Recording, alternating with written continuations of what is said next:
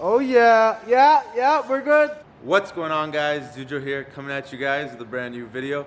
In this video today, we're gonna be installing German 2J's Snow Performance Meth Kit on his single turbo 335. So basically, Erwin's on pump gas right now, guys, but he's experiencing an issue where he's over boosting because he's running a 20-pound wastegate spring. So in order for him to actually run more boost, he's gonna have to put in the meth. So he's gonna up the boost a little bit so his car can run on a higher boost setting instead of just the wastegate 20 psi, because it's not actually holding 20 psi. We installed the Snow Performance Methanol tank. We got the State 2.5 kit. We got the solenoid over there. This is going to be wired to the pump. It's going to activate when the injection begins to prevent siphoning. So what did you have to do right now to get everything hooked up? Nothing. So basically I'm just routing everything starting from the reservoir, moving down towards the engine. Did you have to tap right there? Well, you can do it your own way, but what I'm gonna do is I'm gonna bring it down from the tank over here, cut through the little mat that comes here, and then come to the pump. The pump's gonna come in, out like that, pump mounted over here, and then it's gonna come down through here and go under the car to the engine. Turbo with the razor blade.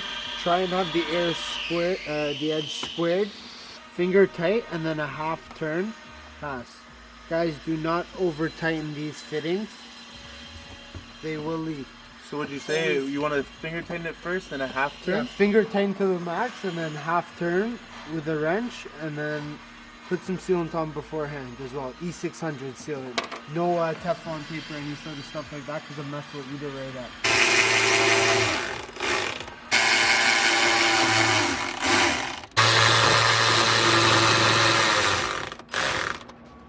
So Erwin just put in the 4 self-tapping bolts for the boost cooler. The boost cooler. The pump. The boost cooler. It's pretty secure in there now. It doesn't look like it's enough, guys, but we actually stretched it out and it goes more than enough. It goes just in front of his car. Jack the car up, sir. My good sir. Yes, sir.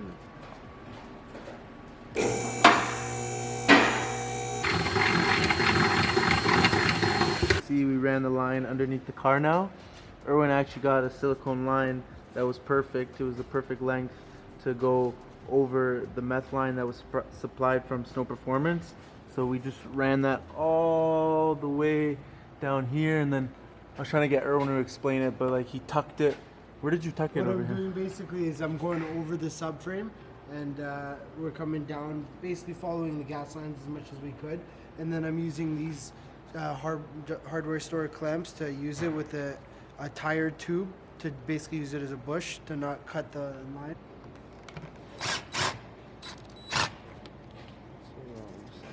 There's so the first one. And again with the tire tube, bicycle tire tube is a bushing, following the lines, and we're just gonna bring it up. Where are you thinking the next one's gonna be? Do you think one more and then it should be enough, or do you think 2? We'll see. One more, yeah, 2 is enough. Last one should be right about here.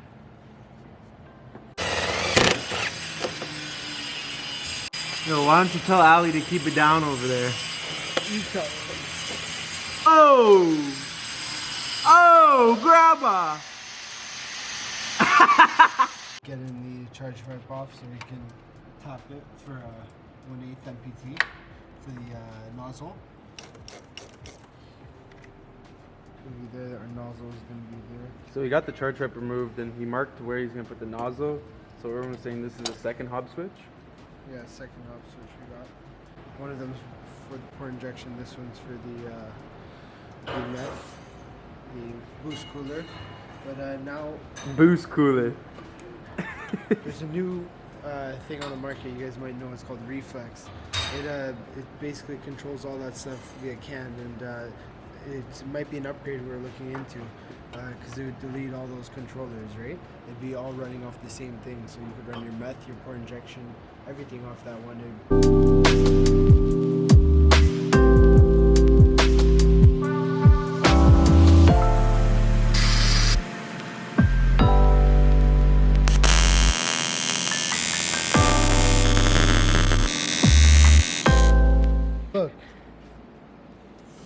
adds a little bit of more material, so you have a little more threading when you put your sensor or whatever you got to put in there. Yeah. You know what I mean?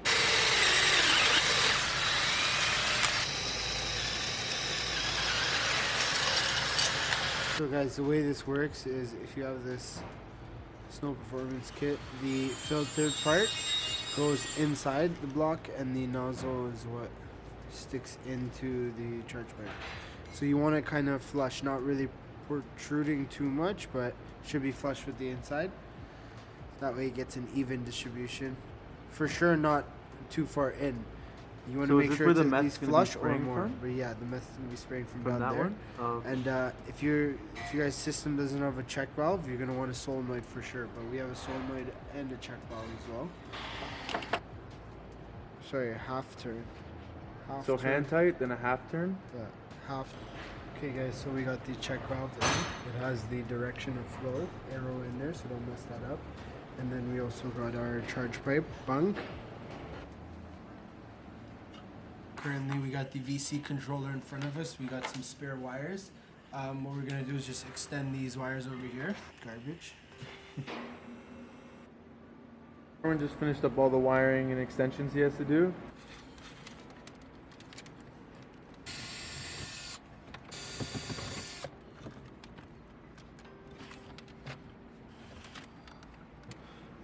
Basically, now we got our VC50 controller hooked up. We chose to go over here.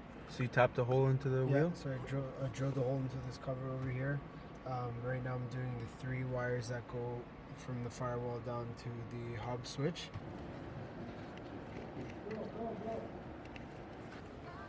So now we're just following this diagram to finish up the wiring on the hob switch.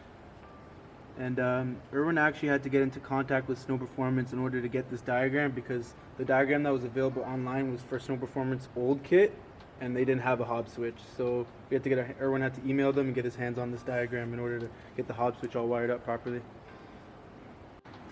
As you guys see, we're now extending these 2 lines so that they can reach to the trunk.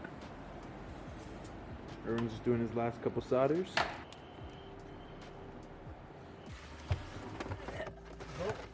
Slow. Wait. Filled water and 99% meth. Don't mind the mess again, but we got the sloppy wiring job wired up. Everything's good. To quick recap, the reason we did this kit was because basically I had a 20-pound wastegate spring, and for the fuel that I was running, the pump I was running, it just wasn't cutting it. So we were misfiring. Whatnot. Logs were maxing trims up. Yeah. So you had 2 options: either go smaller spring or add meth or go E85. I was gonna go E85 anyways in the summer, but since it's Canada and we don't have it readily available, there's no point in buying barrels for Have 2 tunes. coal. Yeah. Yeah. So so we're gonna be running water methanol for now on pump until the weather gets a little bit nicer. And then start running the ethanol? From there, we're gonna start running E85 after that. Yep. Nothing. Oh yeah, yeah, we're good. You got meth. Ready? As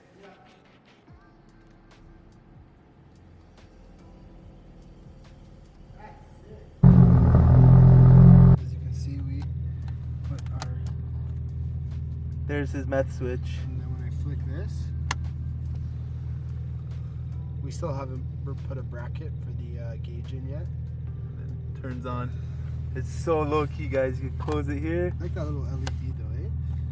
That gets me. That looks really good. Then you turn it off. Boom.